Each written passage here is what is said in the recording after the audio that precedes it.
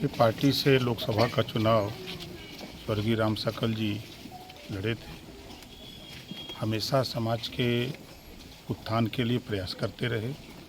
आंदोलन को गाजीपुर से लेकर के बॉम्बे तक अथक संघर्ष वो किए हैं और उनके जो अधूरे काम हैं उस काम को आगे बढ़ाने के लिए हम सब लोग मिल कर के उसको पूरा करेंगे। यही उनके लिए सच्ची श्रद्धांजलि है। भी वह कर रहे हैं इस मुद्दे पर, वह चुनावी मैदान में उतरने की तैयारी भी कर रहे हैं, साथ ही वो पीडीए की भी बात कर रहे हैं। इस पे आपकी क्या राय है? देखिए, एक पुरानी कहावत है, सत्ता में जब आदमी रहता है तो कुछ नहीं समझ में आता है। सत्ता में थे तो जातिवाद जनगणना याद नहीं आई,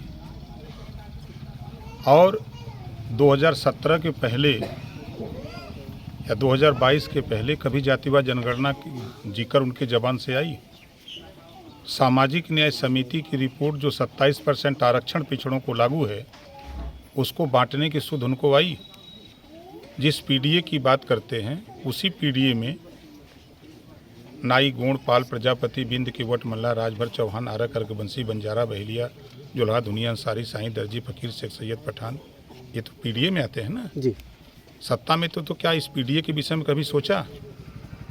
याद नहीं आता है। सत्ता से बाहर होने के बाद तब लोगों को पीडीए याद आता है, डीडीए याद आता है, सारी चीज़ें याद आती हैं, उसमें चश्मे बदल जाते हैं। तो उनके पीडीए अब फेल है। उसका उदाहरण 2022 के चुनाव में आप देखिए। वो जब से अध्यक्ष बने हैं, माननीय मुलायम सिंह जी ने कहा है ना कि देश में मैं पहला नेता हूं जो अपने बेटे को सीएम बनाया, वो हमारा नहीं हुआ, चाचा का मंत्री पद से हटा के चाचा का नहीं हुआ, तो वो देश में किसी का नहीं हो सकता है। तो पीडीए का क्या होगा? अच्छा, गठबंधन का दावा चल रहा है कि जो चुनाव 5 राज्यों में होने वाला है वहाँ एनडीए गठबंधन की ज़बरदस्त हार हो सकती है, और 2024 के लोकसभा चुनाव में भाजपा के जो सहयोगी दल हैं वो साथ भी उनका छोड़ सकते हैं। तो ऐसे में क्या लगता है, आप जो इंडिया का जो का नाम है उससे आप कितना सहमत हैं? देखिए, उस कंपनी में जितने लोग भर्ती हैं वो ईडी सीबीआई से डरने वाली कंपनी है। सबके ज़बान पे एक ही बात सुनने को मिलेगा कि ईडी सीबीआई चुनाव के समय, हमको तो खुशी है इस बात की है कि ये जो विपक्षी एकता है वो ये साबित कर रहे हैं कि जब हम लोगों की सरकार थी ईडी सीबीआई कोई काम नहीं करती थी।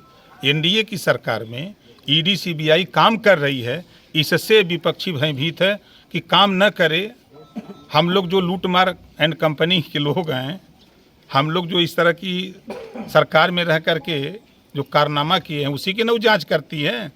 तो उन लोगों की सरकार में तो वो जांच नहीं किया। कम से कम एनडीए की सरकार जो है दिल्ली में मोदी जी के नेतृत्व में और योगी जी के नेतृत्व में कम से कम जांच हो रही है, तो पिरात काहे के रहा? अच्छा विधायक जी, अभी आप देवरिया गए हुए थे लेटेस्ट में, और कहे तो वहाँ पे आप पीड़ितों के परिजन से भी मिले, लेकिन अब चर्चा है कि बुलडोजर की कार्रवाई की जाएगी, इस पर क्या कहेंगे? सबसे ज़्यादा चर्चा तो आप ही लोग करते हो बुलडोजर की। देखो, ऐसी कोई बात नहीं है। देश कानून से चल रहा है, कानून के दायरे में सारी चीज़ें हो रही हैं। मैं फिर दोहरा रहा हूँ कि दोनों पक्षों से मैं मिला हूँ, दोनों पक्षों को आश्वासन दिया हूँ कि किसी के साथ अन्याय नहीं होगा। जो न्याय होगा, जांच हो रही है। जो पूर्व में जिन लोगों ने दोषी काम नहीं किया, दोषी पाए गए, 15 पूर्व और वर्तमान एसडीएम, एसओ, एसएचओ, सीओ सब सस्पेंड हो गए। जिसको अभी परसों नरसों एक और सज्जन सस्पेंड हुए, 16 लोग हो गए। तो सरकार कटिबद्ध है न्याय देने के लिए। दोनों पक्षों की जांच हो रही है, जो छन के आएगा वो कार्रवाई होगी। देखा जाए मंत्री जी, जो भाजपा के ही सांसद, वो सरकार की बुलडोजर नीति है वह कहीं ना कहीं गलत है, और इस तरह यह बुलडोज किसी मकान बनाने में कितना समय लगता है, कितने मेहनतें करने पड़ती है, तो बुलडोजर नीति को उन्होंने इस तरह का सवाल किया है सरकार से। क्या कुछ कहेंगे आप? देखिए, आप लोग उनके बयान का बाल का खाल निकाल रहे हैं। उनके बयान को पढ़िए, सुनिए ज़रा। देखिए, यही होता है ना कि आप लोग ऐसे मास्टरमाइंड हो भाई कि बाल का खाल निकाल देते हो। तो चर्चा भी चल रहा है, सुनने में भी आ रहा है कि जल्द ही आप मंत्री भी बनने वाले हैं, तो क्या लग रहा है कि दारा सिंह चौहान भी आपके साथ आ सकते हैं? इस पर आप क्या कुछ कहना चाहेंगे? नवरात्र में कुछ ऐसी कुछ नई खबरें मिल सकती हैं? हम भी सुन रहे हैं, चैनलों पर आप लोगों के देख रहे हैं। अब एथेंटिक न्यूज कोई मिले तो बतावें आप लोगों को। अभी आप हाल ही में बिहार गए हुए थे और वहाँ पे आपने एक नारा दिया था, जो ज़मीन सरकारी है वह ज़मीन हमारी है। क्या यूपी में भी ऐसा ही कुछ कहेंगे? देखिए, उस नारे का उद्देश्य समझिए कि 60% बिहार में भूमिहीन लोग हैं। 100 व्यक्ति अगर 100 परिवार है तो 60 परिवार भूमिहीन है, और 100% में 4% किसान हैं, शेष मजदूर किसान हैं, भूमिहीन किसान हैं। बसने के लिए ज़मीन नहीं है, सरकारी ज़मीनों पर बड़े बड़े जमींदारों का कब्जा है।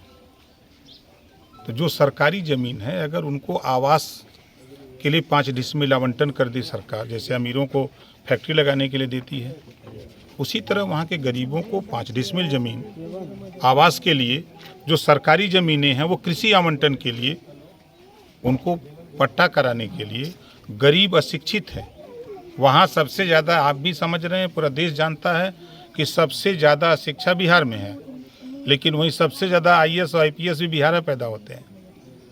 तो अशिक्षा के वजह से वो जिस भाषा में समझते हैं, हम उनको उस भाषा में समझाने का प्रयास करते हैं कि भाई जो सरकारी ज़मीनें छूटी हैं, लोग कब्जा किए हैं, वो ज़मीन हम आपको दिलवाना चाहते हैं। आप संगठन बनाओ, तैयारी करो। आने वाले दिनों में जब 25 का चुनाव होगा विधानसभा का, आप 10 MLA पैदा